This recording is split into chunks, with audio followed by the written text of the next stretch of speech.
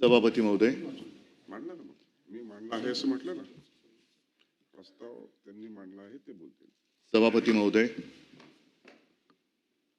विधिमंडळाचं यावर्षीचं हे पहिलं अधिवेशन आणि या अधिवेशनाची सुरुवात आपण सर्वच जण एक दिग्मूढ अवस्थेमध्ये आहोत.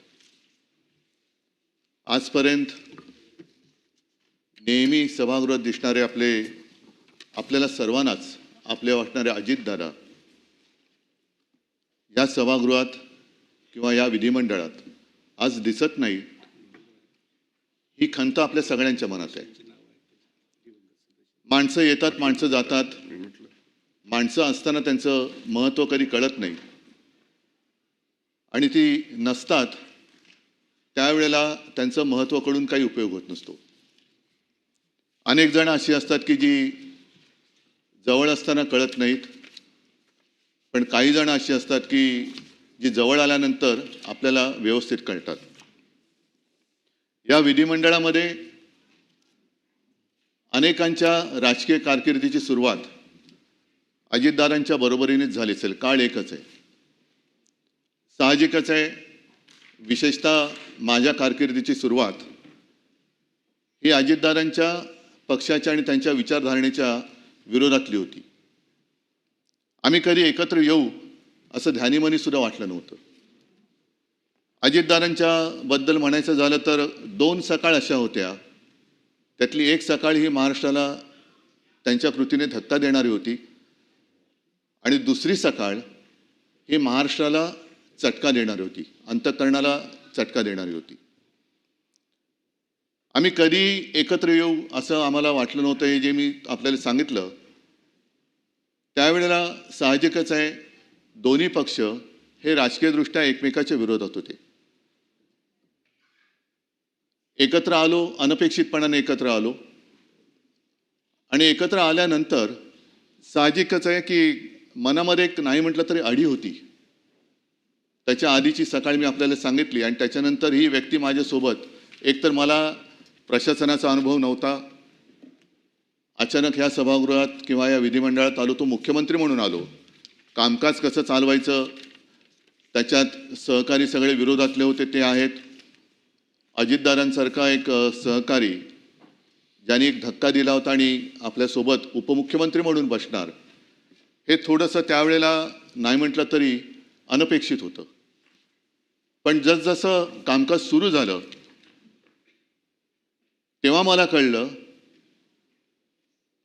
आणि ती भावना आजही माझ्या मनात कायम आहे, ती नेहमी कायम राहील की अजितदादांसारखा एक भरोसेमंद, उत्तम, दिलदार केवळ सहकारीच नव्हे तर मित्र मी गमावला. आता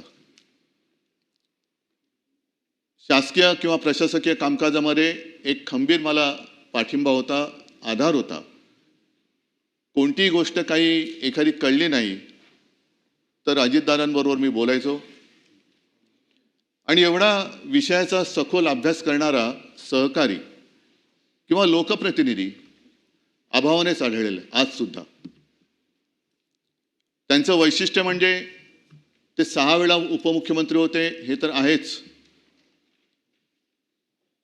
पण विशेष म्हणजे एका मोठ्या वृक्षाच्या सावलीतून बाहेर पडून स्वतःची ओळख निर्माण करणं हे फार अवघड असतं. काही जणांना आयुष्यभर वृक्षाच्या सावलीत राहावं लागतं, वृक्षाच्या सावलीचा आधार घ्यावा लागतो, पण काही जण असे असतात की त्या वृक्षाच्या सावलीतून बाहेर पडून स्वतःची एक ओळख निर्माण करतात. त्यातले एक अजितदादा होते. मी 2-3 वेळा मुख्यमंत्री असताना बारामतीत जाण्याचा योग आला. काही ना काही कार्यक्रम होते. शेवटी जेव्हा गेलो होतो तेव्हा अजितदादा माझ्यासोबत मुंबईपासून त्या पूर्ण कार्यक्रम होत होते आणि तो काळ असा होता की माझ्या तब्येतीची तक्रार होत होती. म्हणजे मला उभं राहणं सुद्धा शक्य होत नव्हतं. तेव्हा अजितदादा मुद्दामून माझ्यासोबत आले होते आणि संपूर्ण रस्त्याने फिरताना मोठ्या उत्साहात बारामतीचा केलेला कायापालट ते मला दाखवत होते. इकडे पहिलं काय होतं, आता मी काय केलं, आणि हे सगळं बघणं हे अचंबित करणारं होतं. कारण बारामतीत त्याआधी मला तसं जाणं काही झालेलं नव्हतं. ते सगळे रस्ते असतील, मोठ्या संस्था असतील, मग विद्यालय असतील, अनेक गोष्टी अजितदादा मला उत्साहाने दाखवत होते की CM साहेब हे एक त्यांचं वैशिष्ट्य, प्रोटोकॉल पाळणं. CM साहेब हे अमुक अमुक इकडे होतं, हे आम्ही असं केलं. आणि तीच बारामती ज्या वेळेला ही दुर्घटना घडली आणि मध्यरात्रीच्या सुमारास मी तिकडे सहकुटुंब गेलो, तेव्हा ती बारामती पोरकी झालेली मला वाटली.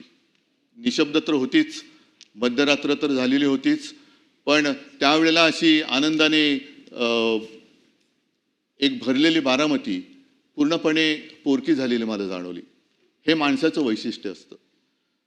अर्थ खातं तर त्यांनी सांभाळलंच, पण जेव्हा लॉकडाऊनमध्ये मंत्रालय बंद होतं आणि जवळपास अर्थचक्र थांबते की काय अशी परिस्थिती होती, त्याही वेळेला या माणसाने कसा काय तो समतोल साधला, कोणती योजना बंद पडू न देता महाराष्ट्राचं अर्थचक्र सुरू ठेवलं. हे फार एक त्याला एक कसब लागतं, कौशल्य लागतं, जे अजितदादांकडे होतं.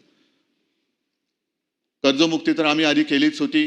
ती कर्जमुक्ती पार पाडणं गरजेचं होतं. पैशाचे स्रोत सगळे थांबलेले होते, पण तरी देखील कर्जमुक्ती करून दाखवली. शिवभोजन ही गोरगरिबांसाठी जी योजना आम्ही सुरू केली होती, ती 10 रुपयाची थाळी ही 5 रुपयात करणं हे गरजेचं होतं. पैशाची आवक काही नव्हती, पण तरी सुद्धा अजितदादांनी ते करून दाखवलं. अशा अनेक गोष्टी मला सांगता येतील. त्याही काळामध्ये मंत्रालय बंद होतं, पण महाराष्ट्र बंद नव्हता. महाराष्ट्र हा चालू होता. त्याचे सगळे कारभार, उद्योग आणि विकास कामं सुद्धा अगदी शिवसेना प्रमुखांच्या नावाने जो आपण समृद्धी महामार्ग केला आहे, तो सुद्धा त्यांनी थांबू दिला नव्हता. अटल सेतूचं काम त्यांनी थांबू दिलं नव्हतं. ते सुद्धा लॉकडाऊनच्या काळात सुरू ठेवणं हे फार मोठं जिकरीचं होतं. हे कसं काय त्यांनी केलं हे सुद्धा एक कसब आहे. आज आपण त्यांची आठवण काढतो, ही आठवण नेहमी आपल्याला येत राहील. पण मगाशी मी माझ्या या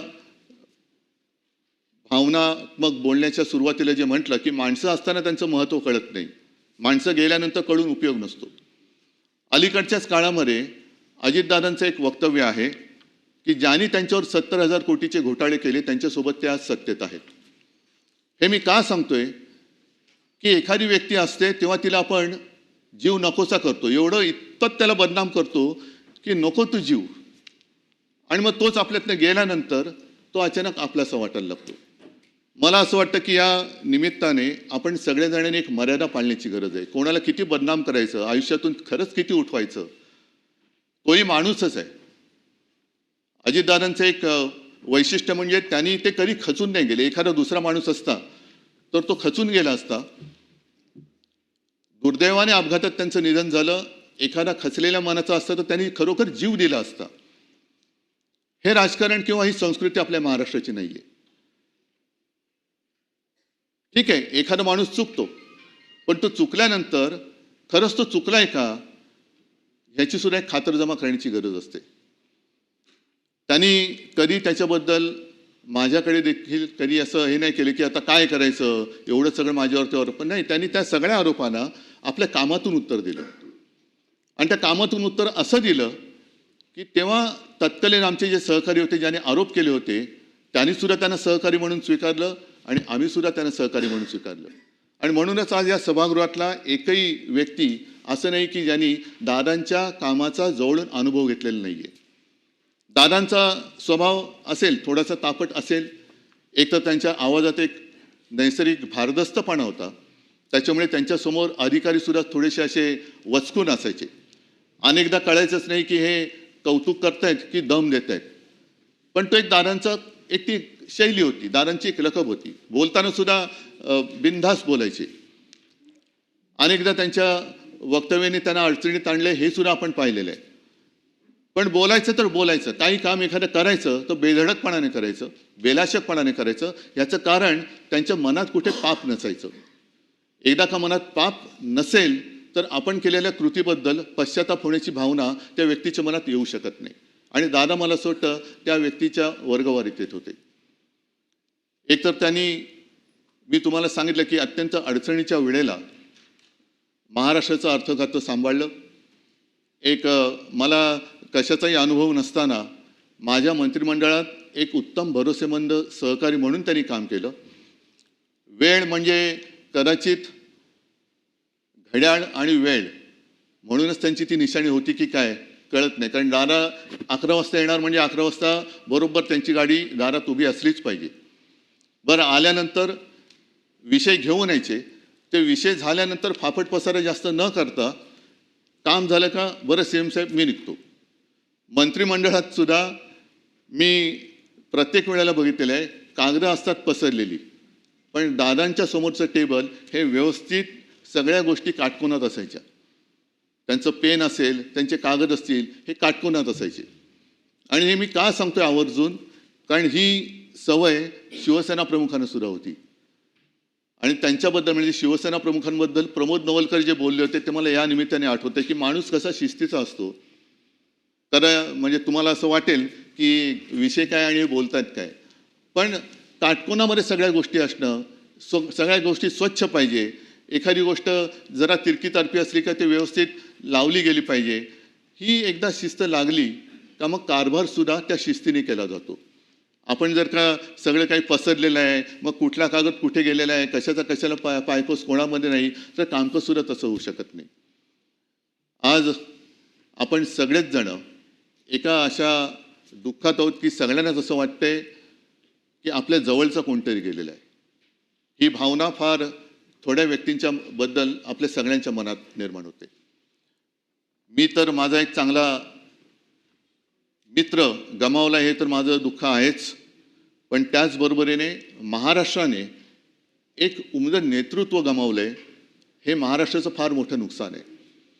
आणि असं का होतं कोणास ठाऊक. गेल्या काही वर्षांमध्ये ज्यांच्याकडनं काही अपेक्षा महाराष्ट्राने केल्या होत्या, मग ते प्रमोद महाजन असतील, गोपीनाथ मुंडे असतील, अगदी RR आबा असतील आणि आता अजितदादा असतील, की काही करण्याच्या एका पातळीपर्यंत ते जातात काय, महाराष्ट्र त्यांच्याकडनं अपेक्षा करतो काय आणि अचानक ते आपल्यातून निघून जातात काय. हे दुर्दैव आहे, हे महाराष्ट्राचं दुर्दैव आहे. हे नुकसान, हा दुःखाचा डोंगर केवळ पवार कुटुंबियांवरती नाही तर महाराष्ट्रावरती कोसळलेला आहे. आज त्यांच्या बरोबरीने इतर सुद्धा जे आपले सदस्य होते विधान परिषदेचे, त्या सर्वांचा उल्लेख ह्याच्यामध्ये आहेच. स्वरूपसिंग नाईक आहेत, अशोक मोडक सर, त्याच्यानंतर गंगाधर पटणे, नीला देसाई तर आमच्या पक्षाच्या सदस्य होत्या, त्यासुद्धा महिला आघाडीच्या आमच्या पदाधिकारी होत्या. एक धडपड करणारी माणसं, आपल्याला मिळालेल्या संधीचं सोनं करणारी माणसं, आणि ही अशी माणसं आपल्यातनं अचानकपणाने निघून जातात. त्याच्याबद्दल आज तरी आपल्याकडे दुःख व्यक्त करण्याखेरीज काहीच नाही आहे. पण या निमित्ताने मी पुन्हा एकदा आपल्याला सगळ्यांना विनंती करेन की जेव्हा माणसं असतात तेव्हा त्यांच्याशी आपण त्यांचं महत्त्व कळून घेऊन त्यांच्या गुणाचा वापर जर का राज्यासाठी केला गेला तर केवळ आपलंच नव्हे तर महाराष्ट्राचं भलं झाल्याशिवाय राहणार नाही. असो, आज मला तरी असं कधी वाटलं नव्हतं की अजितदादांबद्दल असा प्रस्ताव येईल आणि त्याच्यावरती आपल्याला बोलावं लागेल, हे मनात कधीच आलेलं नव्हतं. अचानकपणाने ही वेळ आपल्यावरती ओढवलेली आहे. मी अत्यंत भारावलेल्या आणि जड अंतःकरणाने अजितदादांना श्रद्धांजली हा शब्द मला वापरावा लागतोय, ह्याचं खूप मनामध्ये दुःख आहे. कारण अशी माणसं ही पुन्हा पुन्हा होत नाहीत, असे मित्र, असे सहकारी हे पुन्हा पुन्हा मिळत नाहीत. मी या सर्वांना माझ्यातर्फे, माझ्या कुटुंबियांतर्फे आणि माझ्या पक्षातर्फे भावपूर्ण श्रद्धांजली वाहतो. आणि पुढचं वाक्य खरंच बोलणं फार अवघड आहे, पण त्यांच्या आत्म्यास शांती लाभो हीच माझी प्रार्थना.